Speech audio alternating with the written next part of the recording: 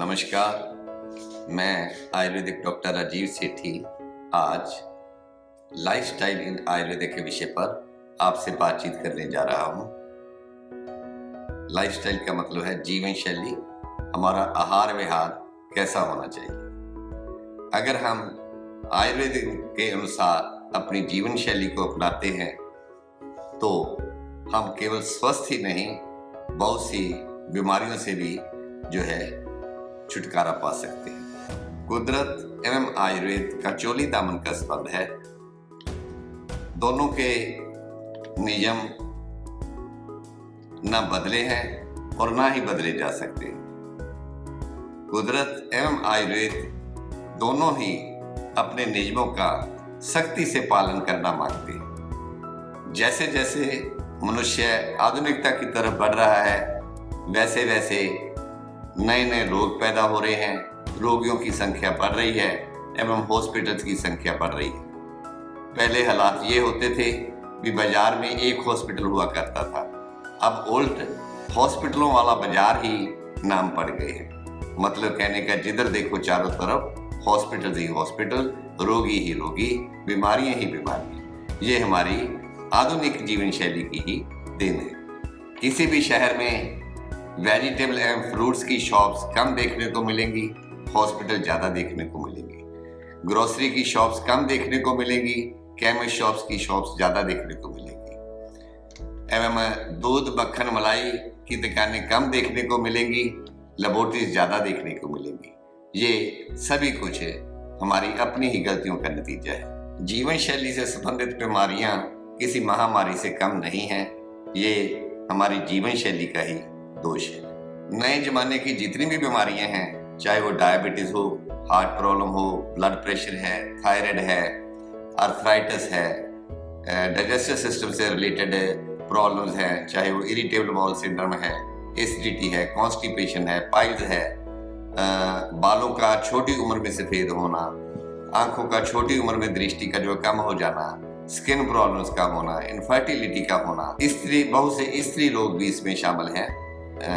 इन सभी का सबब जो है हमारी आधुनिक जीवन शैली से ही जुड़ा हुआ है। सीधे सीधे तौर पर मैं यही कहना चाहूँगा कि ये ढेर सारी बीमारियां जो हैं ये हमें आधुनिक जीवन शैली ने ही दी है। आयुर्वेद के नियमों को अगर हम सख्ती से पालन करें तो हम इन बीमारियों पर आसानी से विजय प्राप्त कर सकते हैं। मेरे द्वारा कही गई आज छोटी छोटी बातें आपको अटपटी सी तो जरूर लग रही होंगी, मगर आयुर्वेद में इन छोटी छोटी बातों का बहुत महत्व है। हेल्दी लाइफस्टाइल के लिए सबसे पहले मैं चर्चा करूंगा दिनचर्या पर। दिनचर्या का मतलब अच्छे स्वास्थ्य के लिए हमें सुबह से लेकर रात तक जो भी काम करने होते हैं वो दिनचर्या के अधीन आ जाते हैं। सबसे पहले तो है ब्रह्म मुहूर्त में उठना। ब्रह्म मुहूर्त में उठने का मतलब सूर्य निकलने से लगभग 1.5 घंटा पहले हमें उठ जाना चाहिए। इसके लिए भी दो बातों का होना जरूरी है।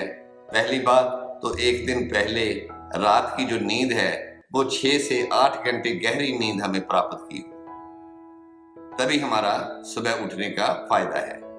दूसरी बात, रात का भोजन जो है वो अच्छी तरह पच गया। रात का किया हुआ भोजन तभी अच्छी तरह पच पाएगा अगर हम रात को सूर्य छिपने से पहले ही भोजन किया हो। आपके दोषज के अनुसार, वात पित्त कफ के अनुसार, आपकी प्रकृति के अनुसार, आपकी बीमारी के अनुसार इसमें मामूली तब्दीली लाई जा सकती है। सेकंड चीज, बच्चों को, गर्भवती स्त्रियों को एवं बुजुर्गों को ज्यादा आराम की जरूरत होती है, उनके लिए भी थोड़ी बहुत तब्दीली लाई जा सकती है। तीसरी बात, आप अगर किसी रोग से पीड़ित हो तब भी इसमें कुछ चेंजेस लाए जा सकते हैं, मगर फिर भी सूर्य उदय होने से पहले तो अवश्य उठ ही जाना चाहिए। नेचर के अनुसार सुबह ब्रह्म मुहूर्त में जो वात दोष है वो डोमिनेंट होता है एवं कफ दोष जो है वो साइलेंट होता है। वात दोष जो है वो हमारे शरीर को एकदम एनर्जेटिक बनाता है, हमारे शरीर में एकदम उसकी वजह से स्फूर्ति आती है। सेकंड नेक्स्ट चीज, सुबह जो है वातावरण एकदम शुद्ध होता है, क्योंकि रात को जो है प्रकृति ने रेस्ट किया होता है, पोल्यूशन वगैरह कोई नहीं होता। सुबह उठने से हमारा शरीर एकदम तंदुरुस्ती महसूस करता है। आधुनिक मतानुसार अर्ली इन द मॉर्निंग हमारे शरीर में हार्मोन्स उत्पन्न होते हैं, जैसे सेरोटोनिन। यह सेरोटोनिन जो हार्मोन है ये हमारे माइंड को बहुत हेल्दी रखने के लिए फायदा करता है। जैसे कुछ स्ट्रेस है, एंजाइटी है, डिप्रेशन है, इनमें इसका जो है लाभ मिलता है। सो इसलिए ब्रह्म मुहूर्त में हमें अवश्य जल्दी उठ जाना चाहिए। जिस काम की शुरुआत अच्छे ढंग से की हो उस काम का एंड रिजल्ट भी अच्छा ही होता है। सो इसलिए हमें समय पर उठना चाहिए। उठने के ठीक बाद हमें सिर्फ 2 मिनट के लिए मेडिटेशन करनी है। इससे हमारा जो मन है वो एक्टिव हो जाता है, ताकि हम अगले कार्यक्रम जो है दिन के कैसे करने हैं। इसके बाद हमें उषापान करना चाहिए। उषापान का मतलब 1 से 1.5 गिलास या 2 गिलास गुनगुने पानी के बैठने की पोजीशन में सिप सिप कर कर धीरे धीरे पीने हैं। पहली बात, इसमें हमारी बैठने की पोजीशन ठीक हो, ये पानी खड़े खड़े उषापान नहीं करना चाहिए। दूसरी बात जो है, इसको थोड़ा थोड़ा सिप सिप कर कर ही पीना है। जितने भी रात भर से हमारे डाइजेस्टिव सिस्टम में अनडाइजेस्टेड फूड पार्टिकल्स एवं अदर टॉक्सिन इकट्ठे हुए होते हैं, उनको उषापान लेने से बाहर निकालने में मदद मिलती है। उषापान के बाद हमें शौच जाना चाहिए। शौचालय जाने से पहले हमें जो है सभी सोचों को बाहर छोड़ देना चाहिए। किसी भी किस्म का मोबाइल जो है या न्यूज़पेपर है या और कोई अन्य सोचें हैं, ये हमारे साथ उस वक्त नहीं होनी चाहिए, क्योंकि इस काम के लिए जितना माइंड कंसंट्रेट होगा उतना ही हम प्रॉपर वे से जो है इस कार्य को पूरी तरह अच्छे ढंग से कर पाएंगे। शौचालय में हमारा जो पेट की प्रॉपर शुद्धि होनी चाहिए, कंप्लीट शुद्धि होनी चाहिए। अगर हमारा ध्यान मोबाइल की तरफ, न्यूज़ के पेपर की तरफ या और कामों की तरफ लगा रहेगा तो जो है कुछ ना कुछ मल का अंश हमारे पेट में रह जाएगा, और ऐसे छोटे छोटे कारण ही आने वाले समय में कब्ज या इरिटेबल बाउल सिंड्रोम की बीमारियों को रूप को धारण करते हैं। मल विसर्जन करते वक्त हमें मौन अवस्था में रहना चाहिए। कुछ किसी किस्म की बातें करना, अपने आप से या कुछ गाने वगैरह गाना, इन कामों में हमें व्यस्त नहीं होना चाहिए। मल मूत्र विसर्जन के समय हमें कभी भी जोर नहीं लगाना चाहिए। अगर जोर लगाएंगे तो उससे कुछ फिशर वगैरह जो कुछ अन्य प्रॉब्लम जो हैं उस जगह पर हो जाएगी। ये क्रिया हमें बिना भय के करनी चाहिए। जैसे बच्चों में अक्सर देखा जाता है, स्कूल जाने की टेंशन या होमवर्क की टेंशन या बड़ों में कोई किसी किस्म की टेंशन, कुछ भय हो तो ये क्रिया जो है प्रॉपर नहीं हो पाएगी। सो हमें भय रहित जो है शौच का विसर्जन करना चाहिए। दंत धावन। दंत धावन का मतलब टूथपेस्ट करना, हमारे दांतों को साफ करना। इसके लिए या तो हमें हर्बल दंत मंजन यूज करनी चाहिए या हर्बल टूथपेस्ट यूज करनी चाहिए। लगभग 3 मिनट के लिए हमें अपने दांतों को साफ करना चाहिए। इससे हमारी जो है माउथ से काफ़ी फ्रेशनेस आएगी। रात के जो कुछ डिपॉजिट्स वगैरह हैं माउथ में वो भी साफ होंगे एवं हमारे दांतों की सफाई भी होगी, मसूड़ों की सफाई भी होगी और मसूड़ों को मजबूती भी मिलेगी। इससे मुख के रोग नहीं होंगे, दांतों की तकलीफ नहीं होगी एवं मसूड़ों के रोग जो है वो नहीं होंगे। हमें हर मील के बाद जो है टूथपेस्ट वगैरह हमारे दांतों की सफाई करनी अवश्य है। रात को तो बहुत ही आवश्यक है। दांतों के साथ साथ टंग को साफ करना भी जरूरी है। इसके लिए हमें मेटल का जो है स्क्रैपर यूज करना चाहिए। उससे हमें इस ढंग से टंग की जो है सफाई करनी है कि ताकि कोई जख्म वगैरह ना हो जाए। आस्ता आस्ता जितनी भी डिपॉजिट जो है टंग पर है वो उतारनी चाहिए। रात भर हमारे सोने के दौरान जितना भी आमरस है या और टॉक्सिन है वो जीभ पर जम जाते हैं। सो इसलिए इससे हमारा जो है टेस्ट बड्स एक्टिव होती हैं। सलाइवा जो एक्सेस में बनता है किसी के वो भी कंट्रोल में होता है और माउथ में एक फ्रेशनेस से भी मुंह में आती है। जीभ जो है, टंग जो है, आयुर्वेदिक डॉक्टर के लिए एक बहुत ही अच्छा डायग्नोस्टिक टूल है। जितनी भी हमारी टंग पर डिपॉजिट्स जमी होगी उससे ही एक अच्छा आयुर्वेदिक डॉक्टर जो है जठराग्नि की स्थिति को जान सकता है कि इसकी पाचन शक्ति जो है कैसी है। अच्छे स्वास्थ्य के लिए रोज हमने नस्या करना है। नस्या क्रम में हम नाक में कुछ घी या तेल वगैरह डालते हैं जिससे बहुत सी बीमारियों से बचाव होता है। अनु तेल जो है एक स्पेशल प्रेपरेशन है जो आयुर्वेद में यूज की जाती है। जितने भी जो है हमारे अपर रेस्पिरेटरी ट्रैक्ट सिस्टम से संबंधित बीमारियां हैं, आंखों से संबंधित बीमारियां हैं या बालों से संबंधित रोग हैं, उनमें जो है ये बहुत फायदा करता है। इसके बाद हमें गंडूश धारण करना चाहिए। गंडूश धारण जो है 2 ढंग से हो सकता है। एक तो तेल मुख में रखकर पूरी तरह जो है मुंह भर जाना चाहिए, उसको धीरे धीरे जो है तेल को घुमाना है 2-3 मिनट के लिए। या सेकंड होता है कुछ किसी द्रव्य का कषाय वगैरह कुछ जो है पानी में उबाल कर जैसे हर्ब्स को हम तैयार करते हैं। इन गंडूश की वजह से हमारे दांतों को जो है दृढ़ता मिलती है एवं हमारे मुख के रोगों से जो है छुटकारा मिलता है। एक्सरसाइज या व्यायाम, जिन क्रियाओं के करने से हमारे शरीर को थकावट अनुभव हो उसे हम व्यायाम कहेंगे। एक्सरसाइज करने के अलग अलग अपने अपने ढंग हो सकते हैं। किसी भी ढंग से जिस चीज में भी आपको एक्सरसाइज में आपको रुचि है वो काम आप जरूर करें। एक्सरसाइज करते वक्त जैसे सांस का फूल जाना, खूब पसीने से लथपथ हो जाना, ये एक अच्छे लक्षण है जो हम गैस कर सकते हैं कि हमें इतना व्यायाम करना चाहिए। इसमें कुछ योगा वगैरह किया जा सकता है, साइकिलिंग की जा सकती है, दौड़ना, कुश्ती वगैरह करना या कुछ जिम वगैरह लगाना या कुछ एरोबिक्स जो है करनी, ये सभी जो है क्रियाएं एक्सरसाइज के अधीन ही आ जाती हैं। व्यायाम करने से शरीर में स्फूर्ति बढ़ती है, सहनशीलता बढ़ती है, हमारा डाइजेस्टिव सिस्टम जो है वो एक्टिव होता है, खाना पचाने की शक्ति बढ़ती है, हमारे जो है मसल्स हैं वो स्ट्रॉन्ग बनते हैं एवं शरीर में एक दृढ़ता जो है आती है। व्यायाम करने से बुढ़ापा जो है वो भी जल्दी नहीं आता। एक व्यायाम को ऋतु के अनुसार थोड़ा बहुत कम या ज्यादा किया जा सकता है। ग्रीष्म ऋतु में एवं शरद ऋतु में हमें अपनी शक्ति के अनुसार थोड़ा सा कम व्यायाम ही करना चाहिए। दोषा के अनुसार कफ दोष वालों को ज्यादा व्यायाम करना चाहिए ताकि उनकी मेद धातु का क्षय हो, मोटापा वगैरह कम हो एवं जो है उनके जितनी भी कफ दोष की वजह से जो है प्रॉब्लम्स हैं वो व्यायाम के द्वारा इजीली सॉल्व हो सके।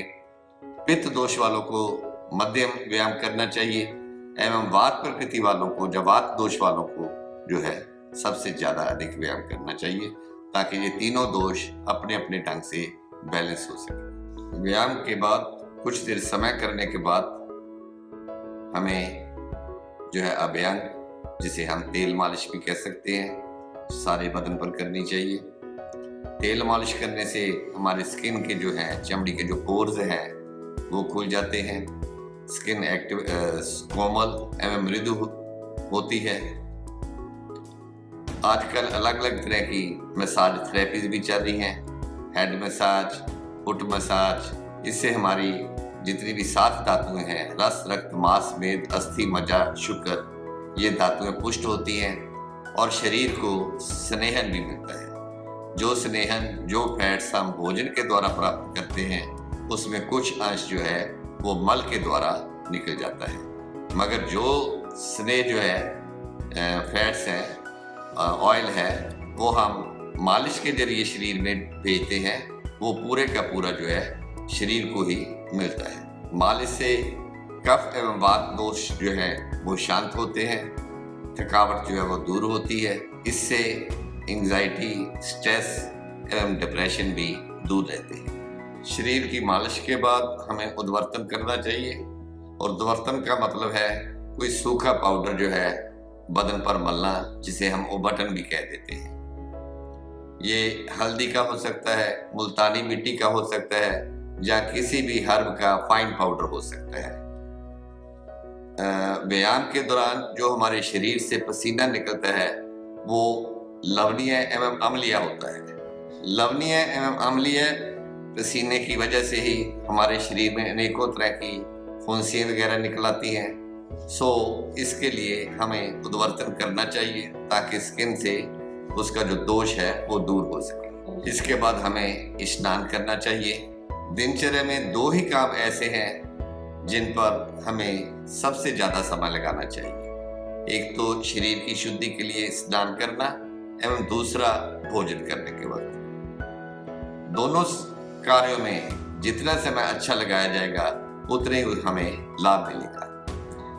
स्नान करने के लिए हमें जो हमारा बाथरूम है, स्नान घर है, वो स्वच्छ होना चाहिए, साफ होना चाहिए, वेंटिलेशन होनी चाहिए। उसमें जो हमने पानी यूज करना है वो ना अधिक गर्म और ना ही अधिक ठंडा होना चाहिए। बाहर के वातावरण के अनुसार जैसा टेम्परेचर है उसके अनुकूल ही हमें वैसा ही पानी यूज करना चाहिए। सिर के ऊपर हमें कभी भी जो है गर्म पानी नहीं डालना चाहिए, क्योंकि कारण ये इसके लिए हमारे या तो अनेकों तरह के बालों के रोग उत्पन्न होते हैं और एक ब्रेन के लिए भी थोड़ा सा हीट जो है वो अच्छी नहीं। पैरों के पर जो है गर्म पानी डाला जा सकता है, मामूली गर्म, ज्यादा नहीं, और सिर पर जो है हमेशा नॉर्मल टेम्परेचर ही रखना चाहिए। स्नान करने के लिए हमें ना तो पानी अधिक यूज करना है और ना ही पानी ज्यादा यूज करना है। उससे आगे हमारे स्वच्छता एवं सौंदर्य के जितने भी प्रसाधन हैं स्नान घर में वो नेचुरल होने चाहिए। नहाते समय हमें एक छोटा सा खादी का कपड़ा जो है उससे शरीर का पूरी तरह से घर्षण करना चाहिए, ताकि हमारे स्किन से जितने भी रोमकूप हैं, पोर्स हैं, वो अच्छी तरह खुल सके। स्नान करने से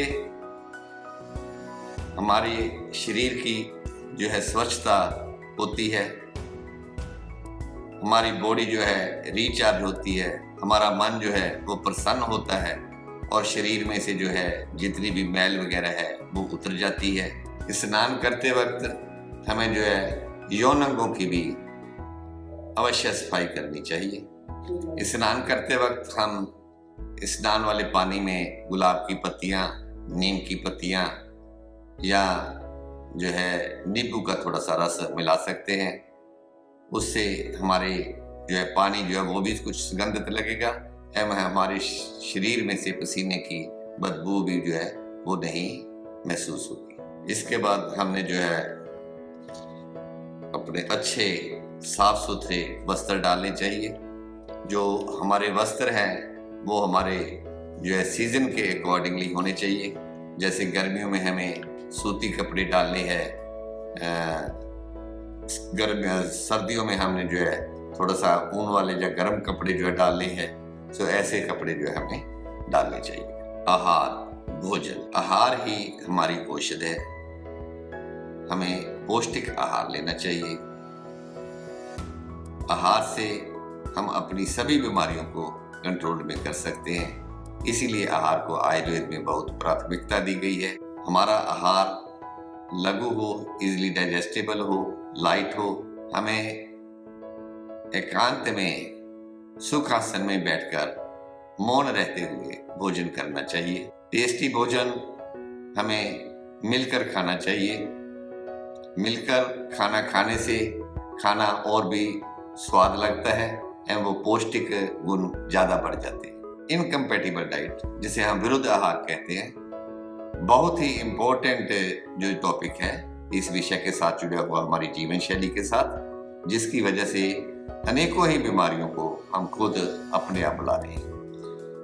इनकम्पैटिबल डाइट बहुत से कारणों से जब हमारा आहार जो है आपस में मिलने पर पॉइजनिंग इफेक्ट बन जाता है, अच्छा आहार भी पॉइजनिंग इफेक्ट बन जाता है, उसको हम इनकम्पैटिबल डाइट कह देते हैं। जैसे दूध के साथ नमक का इस्तेमाल, या दूध के साथ किसी खट्टी चीज का इस्तेमाल, या दूध के साथ फिश का जो है यूज करना। इसी रिश्तपुष्ट चैनल पर ही डॉक्टर नवदीप शर्मा जी द्वारा इनकम्पैटिबल डाइट पर बहुत विस्तार से जानकारी दी गई है और मैं आपको बहुत रिक्वेस्ट करूंगा कि आप वो विषय अच्छी तरह समझें एवं सुनें। इसके बाद हमें हमारे प्रोफेशंस के अकॉर्डिंगली ऑनेस्टली जो है वो कार्य करने चाहिए।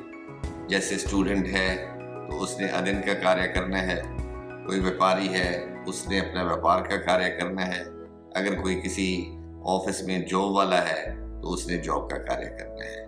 मगर जो भी अपना दिन का कार्य है वो हमें ऑनेस्टली जो है करना चाहिए। रात्रिचर्या में हमें शाम का भोजन जो है वो जल्द से जल्द सूर्य छिपने से पहले ले लेना चाहिए, ताकि हमारे सोने के वक्त पर हमारा खाया हुआ भोजन ठीक ढंग से पच गया हो। रात्रिचर्या के लिए हमें अच्छी नींद, गहरी नींद 6 से 8 घंटे लेनी है। हमारा बिस्तर जो है वो हमारे मनपसंद का हो, हमारा जो सोने वाला रूम है वो वेंटिलेशन प्रॉपर हो उसमें, और जो डिम लाइट्स जो शाम को होते ही हमें ब्राइट लाइट्स को जो है वो खत्म कर देना चाहिए।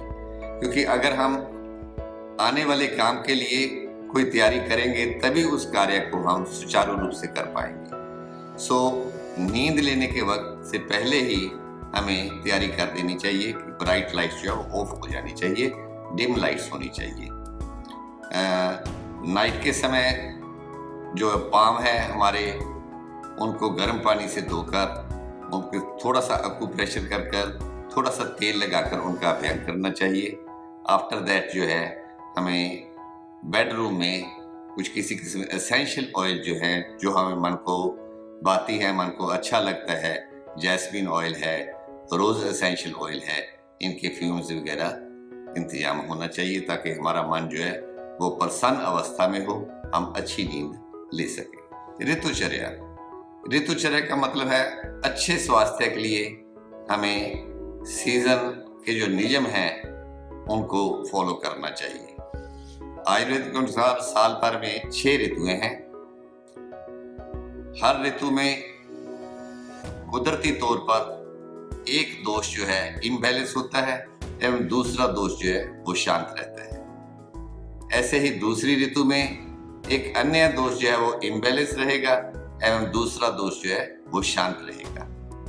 हमारे आहार में 6 रस बताए गए हैं, मधुर, अम्ल, लवण, कटु, तिक्त, कषाय। एवं आयुर्वेद में आयुर्वेद के जो प्रिंसिपल्स के अनुसार 3 दोष है, वात, पित्त एंड कफ। सीजन के अकॉर्डिंगली हमारा जो आहार है वो उसमें हमने ये ध्यान देना है कि कौन सा रस हमने लेना है, ताकि हमारी ऋतु में जो भी दोष इम्बैलेंस है वो बैलेंस हो सके और जो शांत है वो शांत रहे। सो इसीलिए हमारे भोजन में 6 रसों का होना भी जरूरी है। सीजन के अकॉर्डिंग ही हमें जो है आहार जो है लेना चाहिए, जो सीजनल फ्रूट है वो लेने चाहिए। दूसरा होता है संधि काल। संधि काल का मतलब 2 ऋतुओं में जो एक ऋतु के लास्ट वीक और दूसरी ऋतु का फर्स्ट वीक जो है, टोटल 14-15 दिन जो है, इसे हम ऋतु संधि काल कह देते हैं। एक ऋतु जब जारी होती है तो हमें उसका जो आहार है, जब विहार है, रहने सहने का ढंग है, या खाने पीने की जो चीजें हैं उन्हें आस्ता आस्ता छोड़नी चाहिए। एवं दूसरी ऋतु जो स्टार्ट हो रही है उसका जो वीक है उसे हमें आस्ता आस्ता जो है अडॉप्ट करना चाहिए। अगर हम अपने जीवन में एकदम चेंजेस लाते हैं तो वो भी बहुत बीमारियों को पैदा करती है। सदव्रत, जिसे हम मेंटल हाइजीन कह सकते हैं, मानसिक रोगों से बचने के लिए हमें सदव्रत का पालन करना चाहिए। मानसिक सदव्रत, चारित्रिक सदव्रत, धार्मिक सदव्रत एवं व्यक्तित्व सदव्रत, ये अलग अलग जो विषय बताए गए हैं। जैसे मानसिक सदव्रत है, विवेक से रहें, प्रसन्न रहें, चित्त चंचल ना हो हमारा, क्रोध, चिंता, ईर्ष्या, इनसे जो है दूर रहें। चारित्रिक सदव्रत में कुशल बने रहें, दूसरों को क्षमा देने वाले हों, धैर्य रखें, शांति प्रिय एवं सत्य प्रिय बने, ऐसे गुण हमारे में होने चाहिए। सामाजिक सदव्रत में हमें अतिथियों का सत्कार करना चाहिए, बड़े बुजुर्गों का सत्कार करना चाहिए, गुरुजनों का सत्कार करना चाहिए। सभी प्राणियों के प्रति हम आत्मीयता रखें, भयभीत जनों को आश्वासन दें मुश्किल में पड़े लोगों की मदद करें, ऐसा हमारा व्यवहार होना चाहिए। धार्मिक सद्वृत्ति में हमें जो है धर्म में रुचि रखनी चाहिए।